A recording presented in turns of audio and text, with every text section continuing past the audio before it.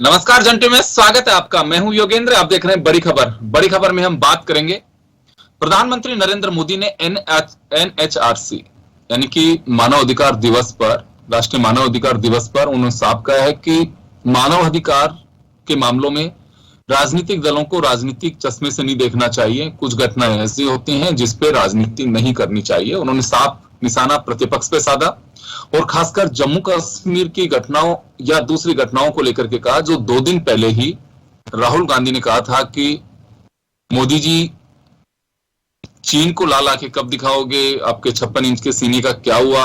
ये जो तमाम चीजें हैं इनको लेकर के उन्होंने कहा मानव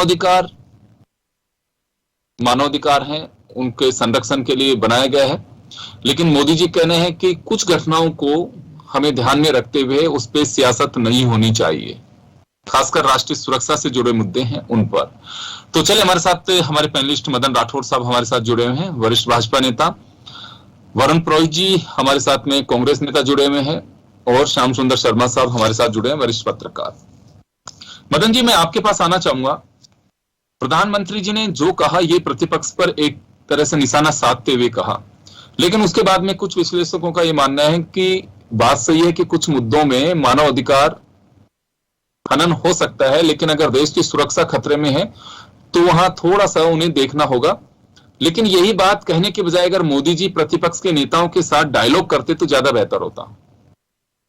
देखिए, नेशनल ह्यूमन राइट कमीशन का बहाना बना करके अपराधी बच जाते हैं, ये ठीक बात नहीं है। ऐसे मामलों में थोड़ा सा, ये आपने ठीक कहा है कि जब राष्ट्रीय सुरक्षा का जो मामला हो वहां पर थोड़ा इससे ऊपर उठकर राष्ट्र को सर्वोपरि मान करके निर्णय करना चाहिए, ये बात आपने ठीक कही। लेकिन प्रधानमंत्री जी ने जो बात कही कि वहां पर सेलेक्टिव पॉलिटिक्स जो हो रही है ना, नाम चुन चुन करके, जैसे कि इस पर तो हमको बोलना और इस पर नहीं बोलना, इससे हमको फायदा मिलता है तो यहां पर, और तुरंत जाकर के और हंगामा खड़ा कर देना, और इससे हमारा कोई वोटों का नुकसान हो रहा है तो ये भले ही निर्दोष मारे जा रहे हैं, उनके साथ अत्याचार हो रहे हैं, हमारे सैनिक मर रहे हैं, तो वहां नहीं बोलना। ये पॉलिटिक्स ठीक नहीं है, ये प्रधानमंत्री जी ने कहा। आज आप देख रहे हैं कि कश्मीर के अंदर पूछ करके, जाति पूछ करके सिखों और हिंदुओं को और ऐसे लोगों को मारा गया, ये, और वहां पर इनकी कानों पर जूं नहीं रेंगी, इन्होंने कुछ भी नहीं बोला, ये ठीक बात नहीं है। इसी प्रकार से हमारे सैनिक मर रहे हैं और उस समय कोई ये बात, और वहां पर उनका पक्ष लेकर के खड़े हो जाएं, हमारे सैनिकों पर पत्थर मार रहे हैं और पत्थरबाजों के साथ में जाकर के खड़े हो जाएं कि वो जीप के ऊपर क्यों पत्थरबाज को बिठाया, और वहां जाकर के उस जीप पर बिठाने वाले उस व्यक्ति के खिलाफ में आंदोलन करने के लिए खड़े हो जाएं, पत्थरबाजों के साथ में खड़े हो जाएं, ये ठीक बात नहीं है। मैं यही बात आपके माध्यम से कहना चाहता हूं। हमारे सैनिकों ने जब सर्जिकल स्ट्राइक किया तो जिन्होंने सेना से पूछा कि कहां किया, सबूत दो, ये बातें जो पूछता है, मैं सोचता हूं ये ठीक बात नहीं है। जो कन्हैया जैसे और अराष्ट्रीय व्यक्ति को और वहां लाकर के अपना नेता बनाने को तैयार हो जाए, ये बात ठीक नहीं है। इसके बारे में समझने की जरूरत है कि केवल राजनीति के लिए आप उसको, गुजरात के और वो जो हार्दिक जैसे व्यक्ति जिसने समाज को तोड़ने का एक षड्यंत्र किया है, उसको आप नेता बनाने के लिए तैयार हो जाते हो, क्योंकि राजनीति में आपको अपना वर्चस्व कायम करना है, अपना एक आधिपत्य जमाना है। मैं सोचता हूं ये ठीक बात नहीं है। निर्णय ये होना चाहिए कि मदन जी, एक बात जानना चाहूंगा मैं। मदन जी, 2 बातें आपने की, एक तो कन्हैया की बात की है और दूसरी आपने हार्दिक पटेल की बात की है कि उन लोगों को जोड़ा। हार्दिक पटेल पे आप आरोप लगा रहे हैं कि वहां पटेल आंदोलन का नेतृत्व किया, इस वजह से उन्होंने अपनी आरक्षण की मांग उठाई, इसने समाज को कैसे तोड़ा, कैसे वहां पर कानून हाथ में लिया, घर जला दिए लोगों के। कर्नल बैसला जब बीजेपी ज्वाइन कर सकते हैं, वो भी एक गुर्जर आंदोलन के मुखिया रहे, तो हार्दिक पटेल क्यों नहीं कर सकते कांग्रेस ज्वाइन? एक बात आपसे बताऊं, कर्नल बैसला ने यदि मतलब वहां पर पटरी उखाड़ने के लिए वो सहयोग किया हो तो कतई साथ नहीं देना चाहिए, नहीं देना चाहिए कि पटरियां उखाड़े, निर्दोष लोगों पर अत्याचार करे, तो कतई साथ नहीं देना चाहिए। लेकिन उसने ऐसा रोका, उसने रोकने की कोशिश की, ये वहां हार्दिक ने उकसाने की कोशिश की, हार्दिक ने चैलेंज किया, चैलेंज करके अपने भाषण, उसके हार्दिक के भाषण निकाल करके आप देखो किस प्रकार से मतलब भड़काऊ तरीके उन्होंने अपनाए। और कन्हैया ने किस प्रकार की बात कही कि अफजल तेरे कातिल जिंदा है और हम शर्मिंदा हैं, ये बातें कह देना, ये मैं सोचता हूं कि कितनी घटिया बात है। और ऐसे लोगों को आप सरताज बिठाओगे, ये राजनीति ऐसे नहीं होती है। कोई एक चेहरा लाओ। लेकिन कन्हैया पे आरोप कहां साबित हुए मदन जी? कन्हैया पे आरोप कहां साबित हुए? कब तक इस मामले को इस तरह से रखा जाएगा? जानता है साहब, इस बात को पूरा देश जानता है कि ये वकील साहब विधि पुरोहित जी किताबें लेकर के बैठे हैं और ये किस प्रकार चलिए उन्हीं से जवाब दिलवाता हूं मैं। ये सीधा जो प्रधानमंत्री नरेंद्र मोदी का कहना था, जो भी राठौड़ साहब ने पूरा ब्रीफ किया है, लबोलवाब यही है कि सेलेक्टिव मैटर्स में मानवाधिकार हनन दिखाई देता है, वो लोकतंत्र के लिए खतरा है। साफ उन्होंने कहा है कि जब लगता है कि हाँ इससे हमें सहूलियत होगी इस मुद्दे को भुनाने में, तब हम रिएक्शन करते हैं, और जब लगता है कि इसमें कोई फायदा नहीं हो रहा, तो ये फायदा नुकसान जो मानव अधिकारों में देखा जाता है राजनीतिकरण करके, वो उचित नहीं है। ये साफ साफ कहना है प्रधानमंत्री का, बीजेपी का। योगेंद्र जी, प्रधानमंत्री जी, क्योंकि प्रधानमंत्री जी हो गए, बड़े बुजुर्ग है, इसलिए अशोभनीय शब्दों का इस्तेमाल तो किया नहीं जा सकता। रेस्पेक्ट सबके लिए ध्यान रखना चाहिए, हमारे संस्कार है और लोकतंत्र यही कहता है। लेकिन मुख्यमंत्री जी थे, जब क्या बोलते थे, प्रधानमंत्री बनते ही भाषा बदल गई। अटल जी ने तो राजधर्म पालन करने का निर्देश दिया था गोरखा कांड में, वो सब भूल गए। अब आप मेरे को बात बताओ, भारतीय जनता पार्टी में कोई जाता है तो धुल के साफ हो जाता है। इसलिए तो भगवान राम से प्रार्थना करता हूं मेरी गंगा मैली हो गई, क्योंकि उन्होंने गंगा में डुबो डुबो के उसका मैल साफ करने का प्रयास किया। अब आप जम्मू कश्मीर की बात कर रहे हो, पीडीपी के साथ किसने समझौता किया 2-3 साल तक? क्या जीडीपी बढ़ा रहे थे क्या कश्मीर की? सबसे ज्यादा मस्जिदें अगर बनी है ना पीडीपी बीजेपी के राज में, कश्मीर में बनी है, और बात कर रहे हैं हर बात में। अब मुझे आप बताइए कि बार बार बात करते हैं सेना के लिए ये नहीं होना चाहिए, वो नहीं होना चाहिए। इनका आप ही देखिए, जो बोलते हैं उसका उल्टा करते हैं पूरे देश के साथ। किस चीज में नहीं किया आप मुझे बताइए। अभी मैं राठौड़ साहब का सम्मान करता हूं, प्रणाम करता हूं, उन्होंने सब चीज एक्सेप्ट कर ली कि 7 साल में इनकी केंद्र सरकार फेल हो गई। कह रहे सैनिक मर रहे हैं, वो आतंकवाद। अरे भाई नोटबंदी कह रहे थे कि आतंकवाद बंद हो जाएगा, ये हो जाएगा, वो कर दिया हमने, उस कानून में बदल दिया, ये कर देंगे। फिर 7 साल में क्या किया? कैसे कांग्रेस मार रही है वो सैनिक, कांग्रेस ला रही है आतंकवादी। ये खाली ड्रामा रचते हैं, काम करना नहीं चाहते हैं। खुद की सरकार फेल हो गई, खुद एक्सेप्ट कर रहे हैं। इससे ज्यादा मैं क्या प्रणाम करूंगा इनको, बड़े बुजुर्ग मुझे आप बताइए। इनकी पार्टी में जाए तो धुल के साफ हो गया, भला ही गंगा की मैली हो जाए तो उससे परवाह नहीं है। आप कोई भी आदमी हो, सत्यता के अलग नहीं जाना चाहिए, यूनिवर्सल बात करनी चाहिए। अगर कांग्रेस में मैंने सिद्धू का नाम लिया, ये ले सकते हैं, किसी का नाम नहीं ले सकते। क्यों? क्योंकि आज इनकी छुट्टी हो जाए, ईडी का छापा पड़ जाए, आपके इनकम टैक्स का छापा पड़ जाए, सीबीआई का छापा पड़ जाए, वो मानवाधिकार नहीं होते हैं, किसी के भी छापे मार देते हो। लेकिन आप कुछ बोल देते हो। इन्हीं की भी पार्टियां, ओवैसी और केजरीवाल, सब इन्हीं की भी पार्टियां, इन्हीं की नकल करती है हर चीज में। वो बोलती है जब ये कहते हैं साहब कांग्रेस बुलवारी। इन्होंने खुद नहीं अपने इतने चेहरे पाल रखे हैं, अलग अलग खुद के फेसेस बना रखे हैं। उसी से ये क्या है, एक्चुअली काम नहीं करना चाहते। मैं आपको बताऊं, इनको बुरा जरूर लगेगा, मैंने फिर कहा पार्टी विद द डिफरेंस हो गई है। आज की जो पार्टी है खाली स्लीपर सेल तैयार कर रहे हैं समाज के लिए, स्लीपर सेल। क्योंकि समाज में ये जो चिंतन होता है, मनन होता है, उसको करने देना नहीं चाहते।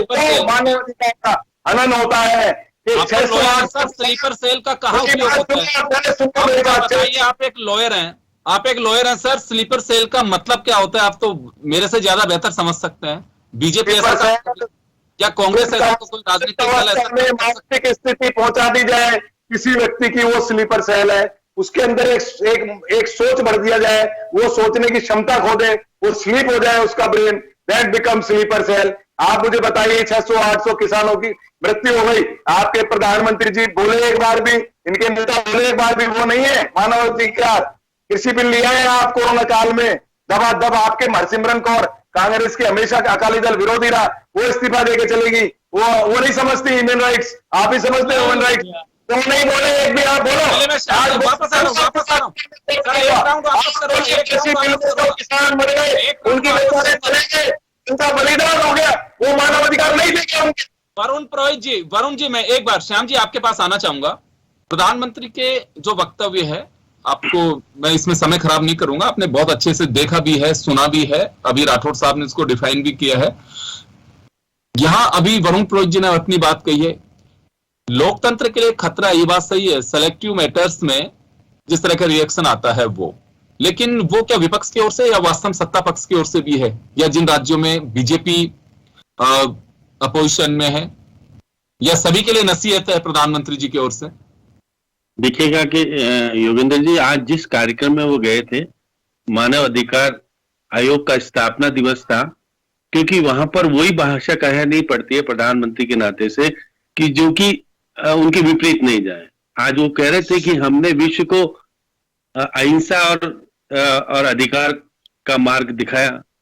ये चीज अगर हम मानव अधिकार के स्थापना दिवस पर अगर मानव अधिकारों की बात नहीं करेंगे और हम विपक्ष को भी तंज करने की कोशिश करी, उन्होंने कहा विपक्ष कुछ कहने की बात अलग करता है, लेकिन आज वो प्रधानमंत्री होने के नाते देश में वो चीज नहीं बोलेंगे जिससे कि उनके विपरीत कई चीजें चली जाएगी।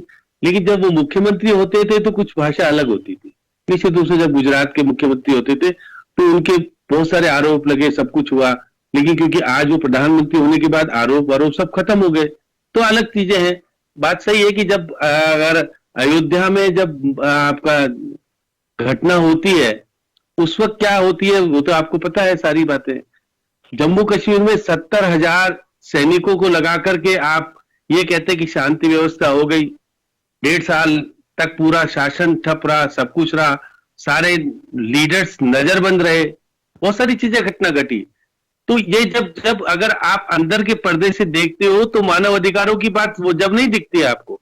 मानव अधिकारों की बात जब दिखती है जबकि हमारे सैनिक जो निहत्थे होकर के जिस प्रकार से आतंकवादी गतिविधियां होती है और शहीद हो जाते हैं, उस पर हम अंकुश लगाने के पर हमको प्रभावी ढंग से कार्रवाई करनी चाहिए और विपक्ष को निश्चित रूप से विश्वास में लेने की बात होनी चाहिए। सरकार जब करती है कार्रवाई, अगर विपक्ष को अगर बातचीत खुल करके करे कि भाई इस प्रकार की घटना हो रही थी, हमको ये करना पड़ेगा, तो विपक्ष ऐसा नहीं कि हम विपक्ष सहयोग नहीं करेगा। विपक्ष निश्चित रूप से देश के हित की बात को लेकर के सहयोग करता है, कोई ऐसा नहीं कि, लेकिन कुछ घटनाएं ऐसी होती है विपक्ष को की भी चुनाव लड़ना है, वोटों की राजनीति तय करनी है, तो निश्चित रूप से वो चीज कहेगा जो कि सरकार के पक्ष में नहीं जाती है। तो है घटना है। आज जिस प्रकार से प्रधानमंत्री ने जो कहा कि हमारे नैतिक, हम तो सदियों तक अपने मानव अधिकारों के लिए लड़ते रहे क्योंकि हम गुलाम रहे, भारत तो गुलाम रहा, तो गुलामी के टाइम पर हमने जो कष्ट भोगा और जो सब कुछ हुआ, उस समय मानव अधिकारों का हनन तो हमारे जो आजादी के दिलाने वाले जो लाल थे बहुत ही कम उम्र में फांसी के फंदे पर लटका दिए गए कि क्योंकि वो अंग्रेजों के खिलाफ बोल रहे थे। तो हम सीख देते हैं क्योंकि गांधी जी के अहिंसा परमा धर्मों वाली बात को कहकर के कहते हैं, देश पूरे विश्व को संदेश देने का प्रयास करते हैं, मार्ग बताने का प्रयास करते हैं कि किस प्रकार से मानव अधिकारों की रक्षा की जा सकती है। तो बात सही है। आज हम जम्मू कश्मीर की बात ले लें या बाकी राज्यों में जिस प्रकार से घटना घट रही है माओवादी की ले लें, और बहुत जहां पर जिस तरह की कलकत्ता की बात ले लें, बहुत सारे ऐसे क्षेत्र हैं जहां पर की मानव अधिकारों का कहीं भी रहम नहीं होता वहां की तरफ से। अगर आतंकवादी की गतियां होती है तो निश्चित रूप से परिवार को समाज उनको कोई मतलब ही नहीं होता। जो जम्मू कश्मीर हाल ही में जो घटना घटी, कोई थोड़ी ना कि कहकर आतंकवादी का तो कोई मजहब होता नहीं ना कुछ होता है, वो तो केवल अपने टारगेट को पूरा करने के लिए कुछ भी करने के लिए तैयार रहता है। इसलिए सरकार को निश्चित रूप से कड़ी कार्रवाई करते हुए देश की रक्षा पहले करनी चाहिए, देश की। अब लेकिन कई बार ये होता है कि जब बीजेपी अपने लोगों के अंदर, जब प्रधानमंत्री जी नवाज शरीफ के जन्मदिन पर मिलने और गले मिलने जाते हैं तो कुछ बात अलग होती है, और सिद्धू जी अगर मिलके आ जाते हैं तो बात अलग हो जाती है। तो ये राजनीतिक परिप्रेक्ष्य में अपने आप को ये कहना कि मैं प्रधानमंत्री होने के नाते वहां पर गया और मिलके आ गया, तो और वो अगर पार्लियामेंट मेंबर होने के चले गए तो समय कम है, एक राउंड में करना चाहता हूं। मदन जी, श्याम जी ने जो सवाल खड़ा किया है कि इसमें नजरिया अलग अलग तरह से नहीं होना चाहिए, क्योंकि जैसे अभी कुछ सवाल भी खड़े किए हैं कि सभी के लिए फिर एक जैसी चीजें होनी चाहिए। नेशनल सिक्योरिटी की बात की जाती है, प्रतिपक्ष अगर जवाब मांगता है तो ऐसा नहीं लगना चाहिए कि हाँ वो इस मुद्दे पर बिल्कुल रिएक्ट नहीं करना चाहिए, या तो तय मिलकर के करना चाहिए। यहां सबका ये कहना है कि मोदी जी को उस मंच की बजाय अगर विपक्ष के नेताओं से बुला करके नेशनल इश्यूज पे अगर चर्चा करते तो ज्यादा बेहतर होता। देखिए, अभी श्याम जी ने जो बात कही, मैं उसका एक बात बताना चाहूंगा। सिद्धू के लिए वहां के मुख्यमंत्री ने क्या कहा कि सिद्धू पाकिस्तान परस्त व्यक्ति है, देश की सुरक्षा को खतरा हो सकता है। ऐसे अब आप देखिए किसकी तुलना कर रहे हैं आप, कहां की बात कहां को जोड़ रहे हैं। ऐसे जो खुद ही पार्टी का व्यक्ति, मुख्यमंत्री रहा हुआ व्यक्ति यदि इस प्रकार की बात कहे, उसको आप और सरताज बना करके कांग्रेस पार्टी का प्रदेश अध्यक्ष बना करके बिठाते हो और उसके लिए जी जान लगा करके कुछ भी करने के लिए तैयार हो, तो यह कैसे स्वीकार किया जा सकता है। ठीक इसी प्रकार से चुन चुन करके राजनीति करना कि लाभ की राजनीति। अब क्यों नहीं गए कश्मीर के अंदर?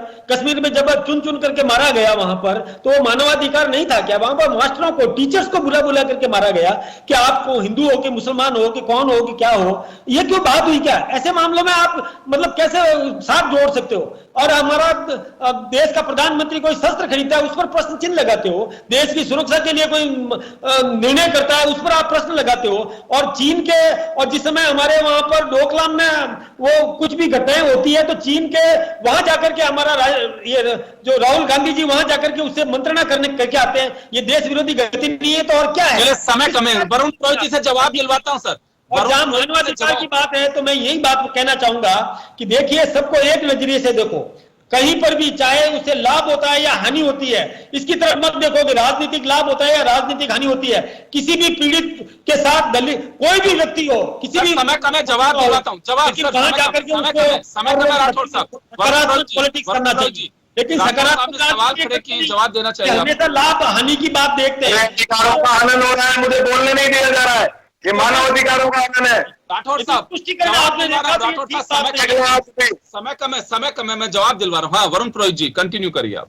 मैं कह रहा हूँ चीन की बात ये कर रहे थे, मैं बोलना नहीं चाहता हूँ कि अटल जी का सम्मान करता हूँ। तिब्बत को अभिन्न अंग चीन का माना अटल जी ने, राहुल गांधी ने नहीं माना। और ये कैसी बातें कर रहे हैं, सरकार इनकी है तो जाना चाहिए, राहुल गांधी को जाना चाहिए, प्रियंका। अरे भाई सरकार आपकी है, हमारे जाने नहीं जाने से क्या होगा? आप फेल हो गए, आप खुद मान रहे हो टीवी के ऊपर, हम नहीं चला पाए 7 साल से कश्मीर को। पीडीपी के साथ आप थे सत्ता में, कांग्रेस से पीडीपी के साथ, कांग्रेस से पीडीपी के साथ, मुफ्ती मोहम्मद सईद कांग्रेस के गृह मंत्री थे। कांग्रेस ने थोड़े आतंकवादी ले जाके अफगानिस्तान में, जसवंत सिंह जी डिफेंस मिनिस्टर कांग्रेस में थे। और जो आप राफेल खरीद रहे हो, जिस बोफर्स से अटल जी जीते कारगिल, बोफर्स को कौन सा आप सर्जिकल स्ट्राइक की बात करके चुनाव में होता है, वो कौन से विमान थे? कांग्रेस खरीद की भाई वो विमान। आप तो राफेल 100 रुपए का 200 रुपए में खरीद रहे हो। डिफेंस को प्राइवेट कर दिया आपने, आपने डिफेंस को बेच दिया हिंदुस्तान की। इससे ज्यादा आप क्या करोगे? चीन घुस के आ गया और मना करते हैं कि नहीं घुसा। ऐसा प्रधानमंत्री देगा आपने? राजनाथ सिंह जी कह रहे हैं घुसा, प्रधानमंत्री कह रहे नहीं घुसा। ऐसा प्रधानमंत्री चाहिए आपको मुबारक हो, हमको नहीं चाहिए। हम आपको पलट देंगे, देश में क्रांति आएगी, सामाजिक राजनीतिक। प्रियंका गांधी उसका नेतृत्व करेगी और आप देखना इंदिरा गांधी वापस दिखेगी आपको 2 साल में। नेशनल कांग्रेस बनी, पहले तो कांग्रेस ही था, मूल तो कांग्रेस ही है। मुफ्ती मोहम्मद आपने आजादी की लड़ाई लड़ी क्या? आपने आजादी की लड़ाई लड़ी क्या? 10 आदमी गिना सकते। भारतीय जनता पार्टी की आजादी की लड़ाई लड़ी हो, गोद ले रहे हो, गोद सरदार पटेल को गोद ले रहे हो। आपके पास खुद की संतान नहीं है, खुद का कोई आपके पास पेरेंट नहीं है, कोई गार्जियन नहीं है, आप गोद ले रहे हो हमारी पार्टी के लोगों को। चलिए मैं माफी चाहूंगा, मैं माफी चाहूंगा। पार्टी का शेख अब्दुल्ला, फारूक अब्दुल्ला आपकी पार्टी के सदस्य रहे, सब आपकी पार्टी के साथ रहे, आपकी सरकारों में मंत्री रहे। क्यों सरदार पटेल का नाम लेते हो आप? श्यामा प्रसाद मुखर्जी के नाम से? समय कम है सर, रोकना चाहूंगा वरुण जी, मैं रोकना चाहूंगा, समय का अभाव है। तो चलिए बिल्कुल, जी बिल्कुल, शुक्रिया आपका।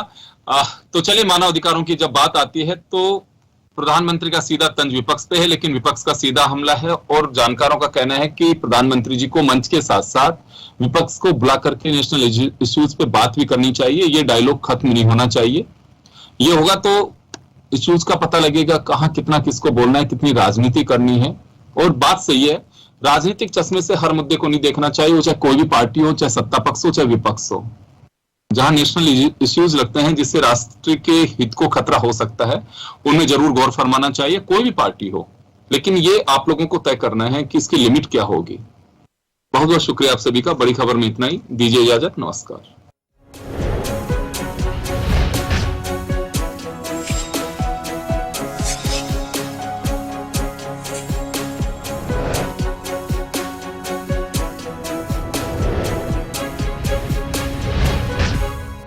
जन टीवी की लेटेस्ट अपडेट पाने के लिए हमारे चैनल को जरूर सब्सक्राइब करें और नोटिफिकेशन पाने के लिए बेल आइकॉन दबाएं।